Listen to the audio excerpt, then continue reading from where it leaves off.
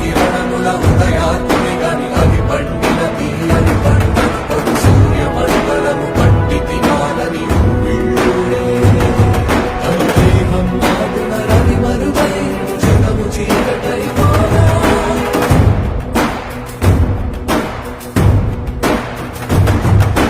అది అమరేంద్రుడు గమనించి తన ఐరావతమధిరోహించి ఆంజనేయుని సమీపించి తన వజ్రాయుధమును విసరగా అది పవననందనుని హనుముని తాగా చిందిన రక్త బిందువే విద్యుద్వేగంతో ధరణి స్థలి వంద కడలిలో చచ్చి వంద కడలి అట్టడు